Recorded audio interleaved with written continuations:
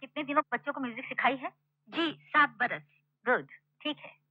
Mrs Chatterjee, आप अपना पता बाहर लिखवा दीजिए, हम आपको खबर कर देंगे। जी, थैंक यू, नमस्ते। क्यों प्रिंसिपल साहब? मैडम, अभी तक तो यही ठीक लग रही है, देखते हैं अगर कोई इससे बेहतर। मे आई कम इन सर? कम इन।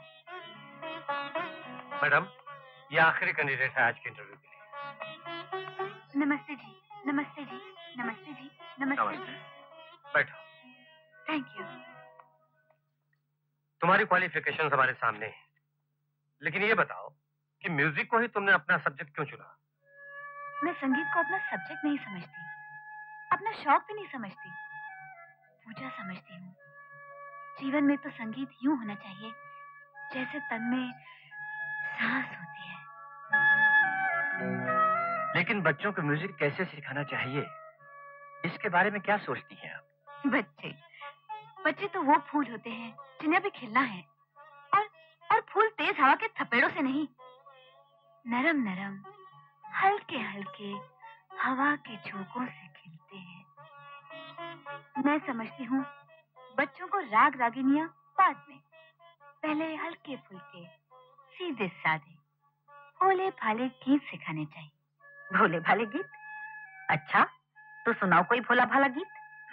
जी, भोला भाला गीत?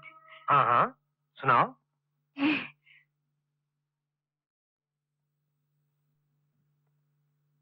कोई बात नहीं।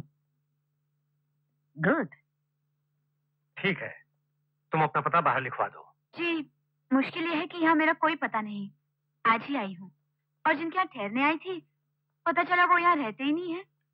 कोई बात नहीं, तुम बाहर बैठो। अगर तुम्हें ये जॉब मिल गया तो रहने के लिए क्वार्टर भी मिल जाएगा।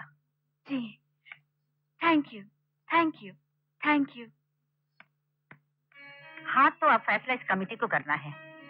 जहाँ तक मेरी राय है, ये लड़की, क्या नाम है इसका, सीमा, और इससे पहले जो आई थी मिसेस चैटर्जी, दोनों ही अच्छी लगी। मेरा ख्याल है वो मिसेस चैटर्जी ही बेटर है, मच बेटर है। प्लीज अरुण, ये फैसला करना इस कमेटी का काम है, और तुम इस कमेटी के मेंबर नहीं हो। आई एम सॉरी बलवंत साहब, मैं तो बस अपनी राय। हाँ तो प्रिंसिपल साहब, मुझे तो ये लड़की बहुत बेहतर लगी। आपका भी यही ख्याल है ना? Yes, she is good. Madam, तो फिर ठीक है, इसी को रख लेते हैं। प्रिंसिपल साहब, अपॉइंटमेंट लेटर दे दीजिए। जी अच्छा। अरुण, मिसेस चैटर्जी भी बुरी नहीं थी, लेकिन ये लड़की बेटर है, मच बेटर। हाँ जी। और हाँ, सुबह एक आदमी बटलर की नौकरी के लिए आया था। जी हाँ, मैंने तो उसे जानता हूँ, लेकिन तुम तो मेरे नीचे जानते ही हो। मैंने उसे भी नौकरी पर रख लिया है, क्योंकि वो भी बेटर है, मच बेटर। हाँ, बाय बाय।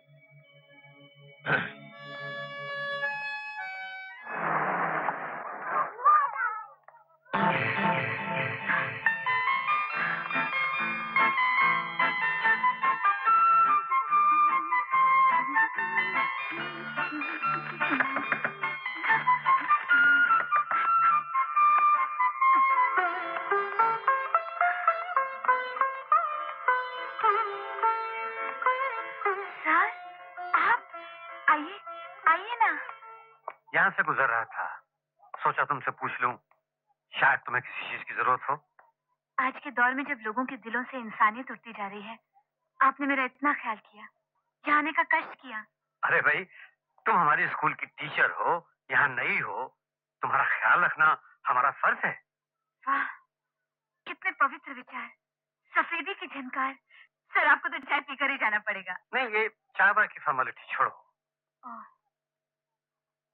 अच्छा ठीक है, लेकिन जल्दी करो। अब बैठे तो सर, मैं यूं गई और यूं आई। बैठे। अच्छा।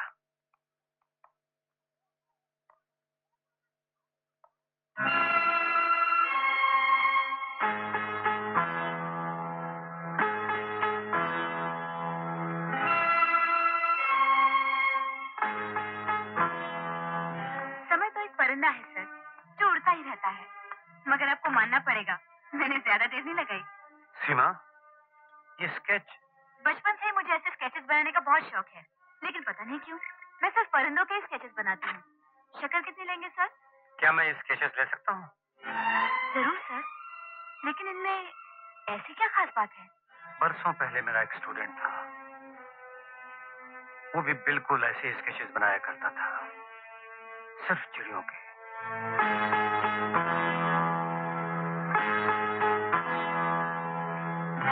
आप ठीक कह रहे हैं, बिल्कुल वैसे ही स्केचेस हैं जैसे रवि बनाता था। और कमाल ये है कि सीमा कह रही थी कि वो भी सिर्फ चिड़ियों के ही स्केचेस बनाती है। क्या ये इत्तेफाक है? मैडम, मैंने तो उस इंटरव्यू के दिन क्या नाम है उसका, उसके खिलाफ ही बोला था।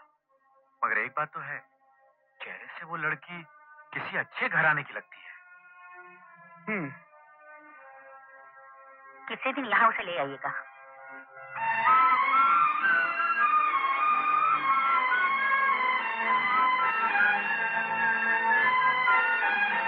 खरगोश ने शेर से कहा, जंगल के राजा, इस जंगल में तुम्हारे अलावा एक और शेर रहता है।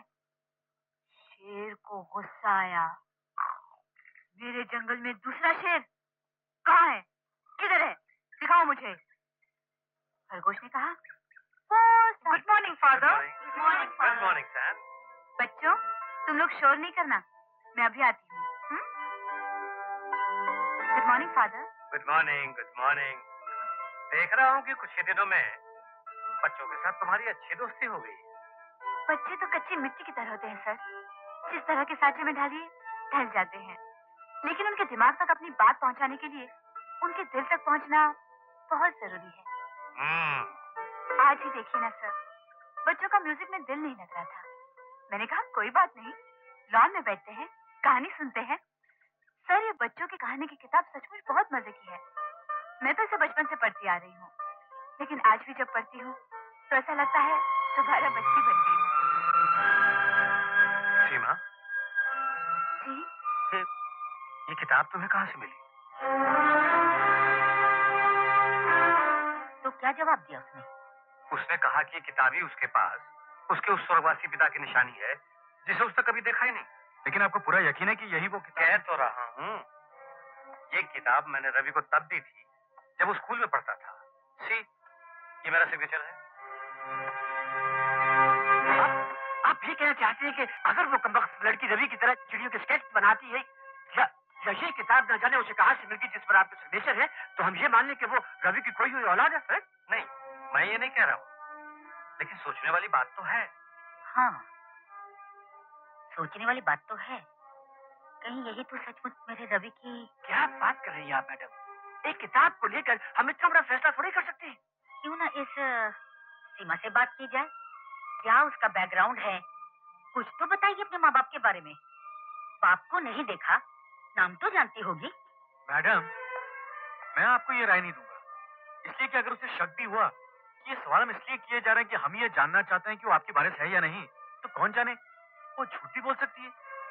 क्यों बलवंत साहब? हाँ, ठीक है, ये बिल्कुल ठीक है। मगर मुझे ये बात ठीक नहीं लग रही है। किसी भी तरह से उसके बारे में पता तो लगाना ही चाहिए। सर जी, अगर उसके कमरे की तलाशी ली जाए तो कुछ ना कुछ तो जरूर मिलेगा, जिससे पता चलेगा कि असल में वो है कौन। ठीक है, तुम जाओ। मैडम, मैं आपको एक आइडिया देता हूँ। क्यों ना हम जाकर उसकी गैर मौजूदगी में उसका जो भी सामान उसकी तलाशी ले, कुछ ना कुछ तो मिलेगा जिससे ये पता चलेगा कि आखिर वो लड़की है कौन। नहीं, ऐसा नहीं करना चाहिए, ये अच्छी बात नहीं होगी। प्रिंसिपल साहब, हम आपकी बात समझ रहे हैं, लेकिन अगर दिल में शक हो ही गया कि कहीं वो लड़की मैडम की पोती, मैडम की वारिस तो नहीं, मैं समझता हूँ हम गलती समझ रहे हैं, लेकिन इस शक को मिटाना तो पड़ेगा ही ना। हाँ, और ये शक मिटेगा, जरूर मिटेगा। मैडम, अब आप ये सब कुछ मुझ पर छोड़ दीजिए। चलो, तुम मेरे साथ चलो।